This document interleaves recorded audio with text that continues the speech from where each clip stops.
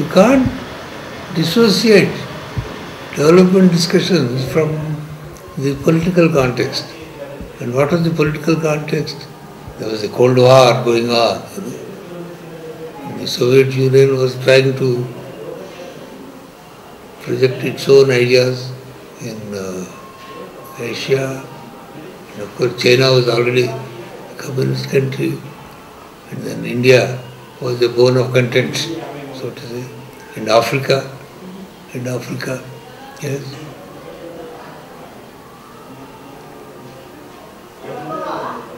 If I understand correctly,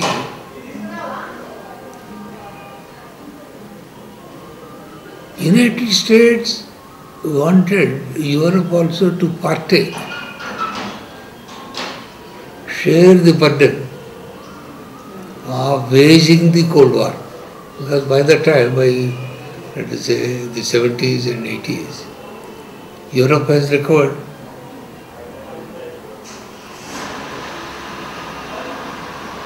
And the burden was a little too much for the United States. The whole of Africa, it had its own Latin American problems in its own backyard. So in Africa as well as the non-communist Asia, United States wanted Europe to bear the burden now that Europe was in some good order. And then you had this European Union, which was getting stronger and stronger by this time. So there was a co-sharing of responsibility for development aid. The question of economic cooperation, an expression which is very popular in Germany. We always talk, there is a Ministry of Economic Cooperation actually. So this was a united European-American effort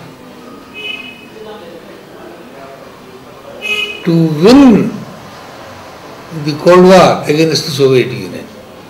There is no question about that. Then of course there were several other things which were going on as an undercurrent, to destabilize Soviet Union in a political way. And then you had the nuclear problem also, And then finally, of course, the Soviet Union collapsed, etc., etc. And by the time Soviet Union collapsed, I see that there was a kind of fatigue, both in the United States and Europe. You see, look, we have given so much of assistance for development of, let us say, India. And yet, development doesn't take place here on a scale which was expected, on a scale which was needed. And now that anyhow Soviet Union is not there anymore,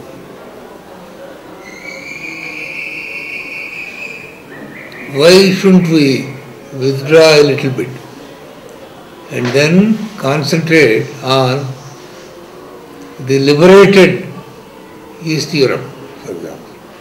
And Russia itself, its own gross national product shrunk remarkably after the collapse of Soviet Union. And so they got a little more preoccupied with the East European countries and Russia, and also development was not taking place here in India, Pakistan, Bangladesh, etc., etc. And so there was a development fatigue in the Western countries, And then they sold this idea of liberalization. In fact, I would say planning was encouraged by Western countries in India to start with. The planning, the licensing and the controlled economy. It's one of the paradoxes of that period that Western countries which believe in laissez-faire, the private sector, etc., encourage these countries in planning mechanism. And then when planning was not yielding the kind of results they expected, luckily for them, Soviet Union also collapsed. Then they said, you see, you liberalize your economies and probably there will be a better impact of liberalization on GDP, etc., etc. So you find that in 1991, this liberalization has started here. But in a way, your point is correct that the flow of ideas continued. First for planning. The idea that we should plan our development also came from West. And that we should also liberalize and open up the economy. That we should promote private sector. That idea also came from the Western countries.